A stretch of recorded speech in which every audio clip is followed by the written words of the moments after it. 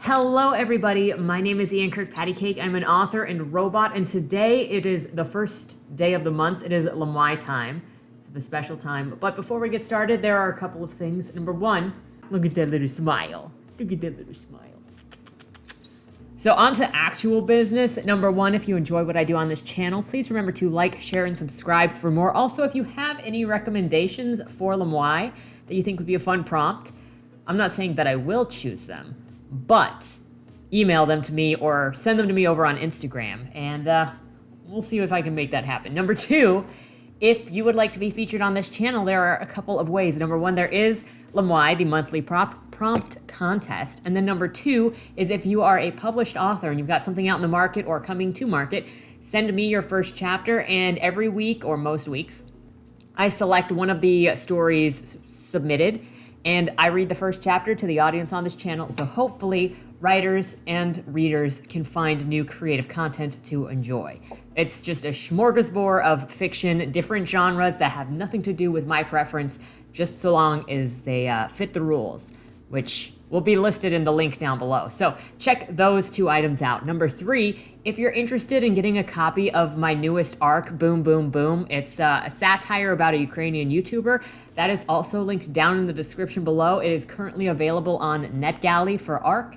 And just prepare yourself for like Tom Cruise, Bob Dylan, and Bill Cosby giving a random Ukrainian YouTuber his own TV show. That's pretty much the level of ridiculousness you need to prepare for. And that Ukrainian runs a channel where he makes bombs, and he makes bombs by tasting the chemicals to figure out what to put together and how much to put together. So it's kind of ridiculous, but that's what it's all about. Tomorrow night we will be starting to read Eve the Awakening by Jenna Moresi on the Loin stream, so feel free to join us there. And on Saturday night, the following night, join us over on Year of the Authors channel, where we'll discuss writing topics, we'll be doing a critique together, and we'll be talking more in depth about Eve the Awakening, because both Katie and Laura have read the book, and so we're going to try to have a discussion and would love to have you guys with us for that discussion, especially if you're following along with the Loin stream. The second thing is I will also be on another live stream with Zarina on Saturday morning at 11 a.m. Eastern, where we'll just be talking a bunch of writing topics as well. I'm not entirely sure what everything is, but I'll be on there with her and another person. So if you just can't get enough live streams, apparently it's happening this weekend. So with all of that said, thank you so much for your patience to get through the announcements. Now let's get into the LMIAY. Now, I don't know exactly what it is about February. I had this issue last year where it was love related and nobody wanted to submit to February's LMIAY, and apparently that's where we're at this time. It was not love related, but it was stripper punk. Whatever that means. That was inspired when we were reading New Tokyo by Mark Fox. Go check that out if you want to be disappointed by Hakeem's sad ending. But so the theme of superficial or one-dimensional or fake was the prompt this month, or stripper punk. I added the other one because people were not sure how to interpret stripper punk, apparently. Okay, but that's where we're at. There are going to be 2 entries today. Like I said, apparently February is just nobody wants to participate month, which, okay, I understand. So with that said, let's go ahead and get started. The first entry is a vignette by Jonathan Rossignol. It's called Double Agent Retiree. The mission was simple, but that didn't make it any less dangerous, especially for someone in my position. I just had to go in, run down the checklist of my objectives, and get out. Easier said than done when one survives the way I do. I had to keep my cover, or else I'd be a goner. They'd surely make an example out of me if I was caught. I'll have to do what I can to blend in, I thought. I looked at my watch. The time always seemed to be synchronized with rush hour traffic. I could now feel the sweat forming along my brow as I worried about whether or not someone would see through my mask. Just keep your head down and act natural was the mantra I deployed whenever I put my mask to task. There was no one else that I could trust to get the job done.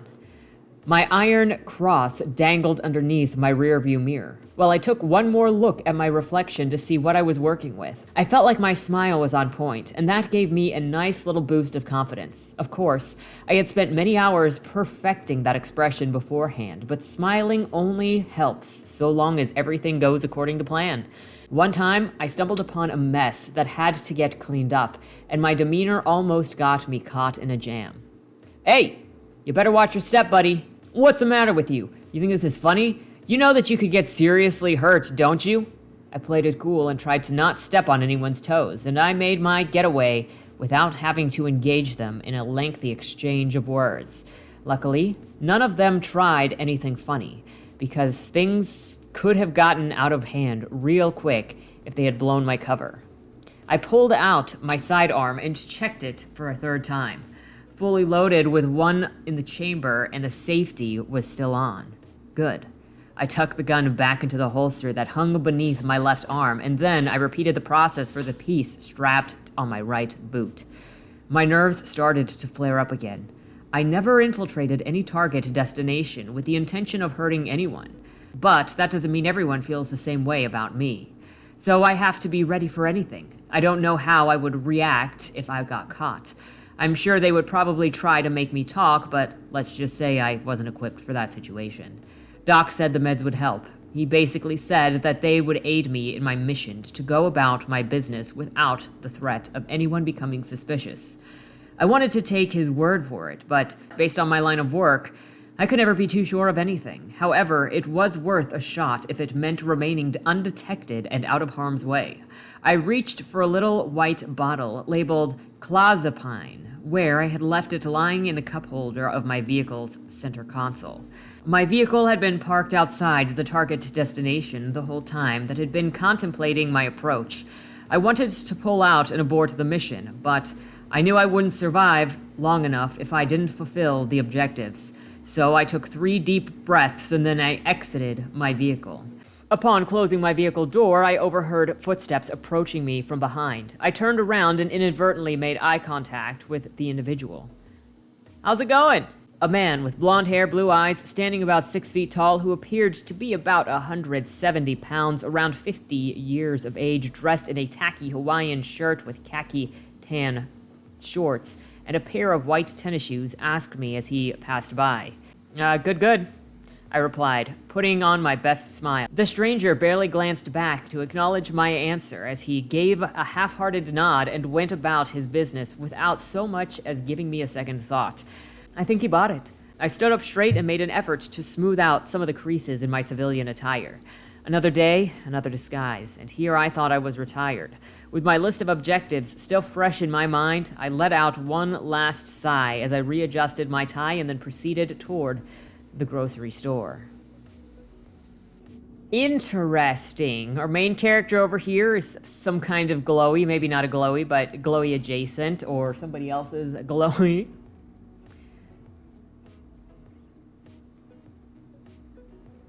Though I am kind of curious as to what his mission actually is. They said it was a vignette, and I was kind of hungry for like exactly what he was doing. It does say double agent retiree, so he's getting back into business after all of this. Huh. The voice of the piece is very strong. That's for sure. He's also very introspective, so I could see that he thinks a lot. I don't know if he actually, he does, you know what, he does have the excitement of being somebody who likes to work in this field and getting back into the field, but I feel like there's still more to that story than what's presented in that piece, even though it is said as a vignette. The next story is by RSAlessi. It's called Mantis. Never meant to do it, never meant to be there, but there I went, like a complete fool. Couldn't control myself, couldn't control nothing, just bumbling along, looking the way I needed to look, smelling the way I needed to smell, and there she was, waiting for me with that half smile and sparkling eyes, like she knew I was coming all along. I was coming for her, and I knew that we were going to be great together. But really, I was going to be great for her, and then she fucking ate me.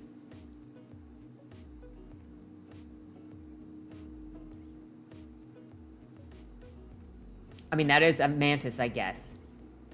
Now, this just leaves me wondering, are these like humanoids acting like mantises, or are we actually in the head of a mantis? Because now, you know, the lack of punctuation in this makes a lot more sense if it's a bug. That's all I'm gonna say. This is an interesting, just like short snap though, of just like, boom, something happening, something familiar, and then the surprise at the end. That is shock. I don't want to say shocker content. It's just like a wha-bam. It feels like the perfect kind of flash fiction to go in a little booklet where there's maybe a picture on one side and then you've got your one paragraph on the other side. Absolute vibe to this. That's all I'm gonna say.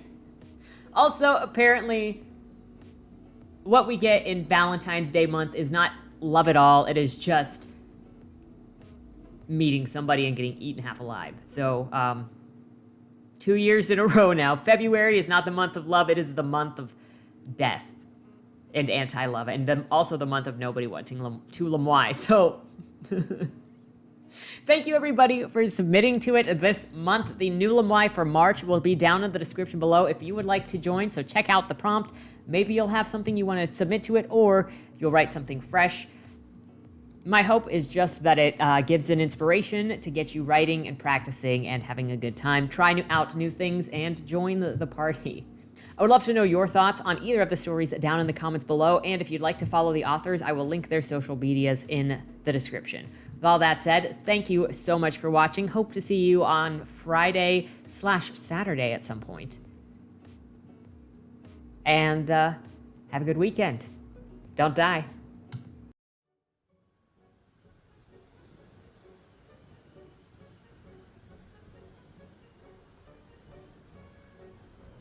The only people who should come are those who want to meet their monsters. If this is what Agatha wants, I don't know how we can even dispute it. I change lives, baby. And I and them. Sweetheart, no bargains hold. Only fools know restraint. Only losers lose! I've been under the knife so many times, I'm practically immune to it.